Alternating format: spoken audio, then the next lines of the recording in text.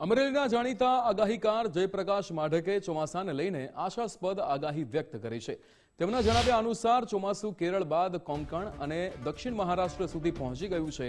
અનુમાન છે કે 10 થી 11 જૂન સુધીમાં તે મુંબઈમાં દસ્તક દેશે અને જુલાઈના પ્રથમ સપ્તાહ સુધીમાં સમગ્ર દેશમાં ફેલાઈ જશે.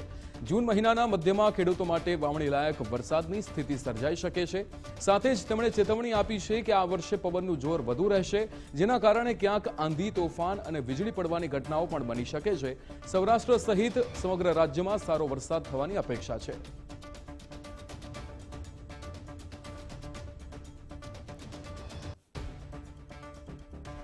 ચોમાસાની શરૂઆત થઈ ગઈ છે ત્યારે અમરેલીના જાણીતા આગાહીકાર જયપ્રકાશ માઢકે ફરી એક આગાહી કરી છે. ત્યારે આ વખતે શું આગાહી કરી છે તેમની પાસેથી જાણીએ. આ વખતે ચોમાસાની શરૂઆત થઈ ચૂકી છે. કેવું આ વખતે ચોમાસાનું રહેશે, શું કહેશો?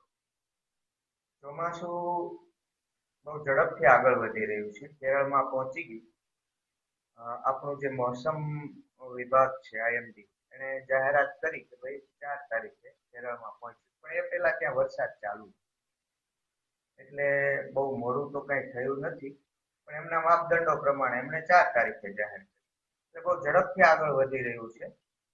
કોકણમાં પણ પહોંચી ગયું છે, દક્ષિણ કિનારે મહારાષ્ટ્રના. અને હવે 10-11 તારીખે તો હું માનું છું કે મુંબઈ પહોંચી જશે, કારણ કે 8 તારીખે મૃગશીર્ષ નક્ષત્ર બેસે છે અને વાહન દેડકો છે. વાહન જયારે સારું હોય ત્યારે ચોમાસાની ગતિ બહુ સારી થાય, એનો ટ્રેક પણ બદલે નહીં. એટલે એ એક આદરા પહેલા એટલે કે 21-22 તારીખ સુધી આ મૃગશીર્ષ નક્ષત્ર રહેશે. એમાં મહારાષ્ટ્ર ને મુંબઈને કવર કરી લેશે 10-11 તારીખે. પછી ગુજરાત તરફ આગળ વધશે. એટલે હું એમ માનું છું કે આ વખતે આ દેડકાના વાહનને કારણે મૃગશીર્ષ નક્ષત્રમાં વાવણી થઈ જાય. 8 થી 22 સુધી મૃગશીર્ષ નક્ષત્ર છે ને એમાંય ખાસ કરીને 17 થી 21 જૂનમાં ચંદ્ર, શુક્ર અને ગુરુ જળ રાશિ કર્કમાં ભેગા થતા હોવાથી વાવણીની તૈયારી રાખવી જોઈએ. અને 4 જુલાઈ સુધીમાં હું એમ માનું છું, જુલાઈના પહેલા વીકમાં સમગ્ર દેશમાં ચોમાસું ફરી વળશે. હવે વાત રહી અલ નીનો, તો અલ નીનો છે અને સુપર અલ નીનો આવવાનું છે એવી વાતો મીડિયામાં થાય છે, પણ સુપર અલ નીનો જેવો કોઈ શબ્દ નથી. વીક અલ નીનો છે મોસમ વિજ્ઞાનમાં, મોડરેટ અલ નીનો છે, પછી સ્ટ્રોંગ અલ નીનો છે અને વધારે સ્ટ્રોંગ એટલે મજબૂત, ખૂબ વધુ મજબૂત અલ નીનો આવું હોય છે.